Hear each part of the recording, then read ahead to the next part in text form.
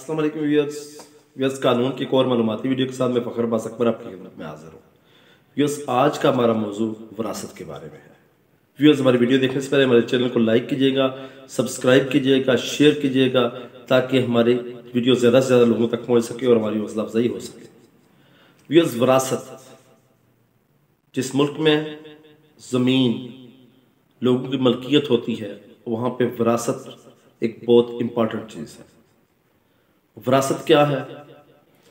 जब भी कोई बंदा मर जाता है तो उस मुतवफ़ी की जायदाद उसके वारसान में तकसीम होना विरासत कहलाता है। मैं चाहूँगा कि विरासत की कंप्लीट मुकम्मल किस तरह तकसीम होगी, इस पे एक सीरियल ऑफ वीडियो बनाऊँ जिसमें ये 1, 2, 3 तक मार्किंग कर सकें और इस टेक्निकल मैटर जो विरासत का होता है इसको मैं आपको समझा सकूं। तो व्यूअर्स, सबसे पहले हम बात करते हैं कि बीवी का हिस्सा क्या होगा। विरासत में बीवी का हिस्सा क्या होता है? तो व्यूअर्स, एक तो बात बड़ी रोज़े रोशन की तरह यहाँ है कि किसी भी इंसान की विरासत में उसके वालिदैन, उसके बच्चे, उसकी बच्चियाँ, उसकी बीवी और उसके बहन भाई सवार होते हैं। लेकिन ये चीज़ें सब्जेक्ट टू सम कंडीशंस होती हैं, यानी ये फ्लैक्चुएट करती हैं।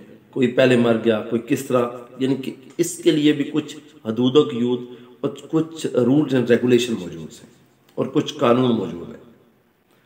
व्यूअर्स, सबसे पहले जिस पे बात कर रहे थे हम, वो था बीवी का हिस्सा।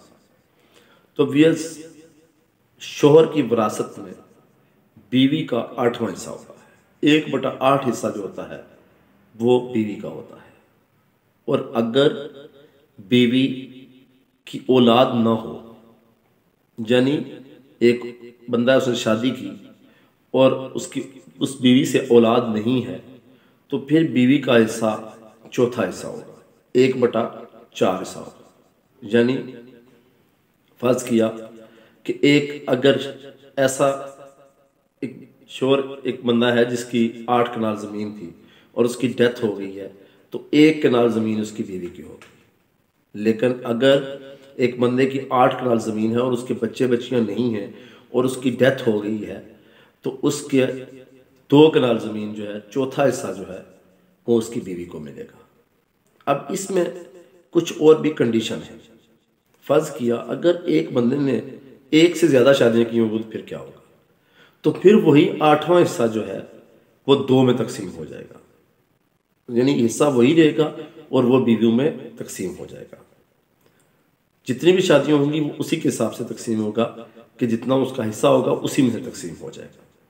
अब इसमें एक 2 चीज़ें और एग्जिस्ट करती हैं जिसके बारे में मुख्तलिफ लोग सवालात करते हैं मुझसे। वो एक चीज़ ये है कि अगर कोई बीवी अपने शोहर की वफ़ात से पहले फोत हो जाए तो फिर उसके हिस्से का क्या होगा।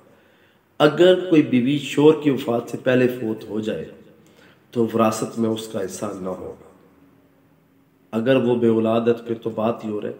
अगर औलाद है तो उसका हिस्सा भी शोहर जब डेथ होगी तो उसकी औलाद पे ट्रांसफ़र हो जाएगा, उसका हिस्सा अलग नहीं निकाला जाएगा।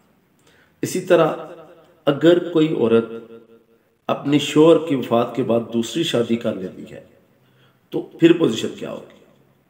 तो अगर कोई औरत अपने शोहर की वफ़ात के बाद दूसरी शादी उस वक्त करती है जब उसके शोहर की विरासत तकसीम नहीं हुई, तो उसको विरासत में हिस्सा नहीं मिलेगा।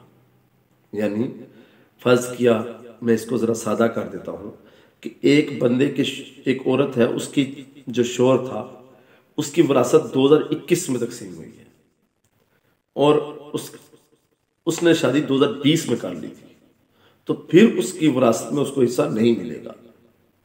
लेकिन अगर एक औरत अपने शोहर की विरासत की तकसीम, शोहर अपना हिस्सा लेकर फिर दूसरी शादी कर लेती है, तो वह हिस्सा उसके लिए जायज़ होगा और वो उससे वापस ना लिया जा सकता है।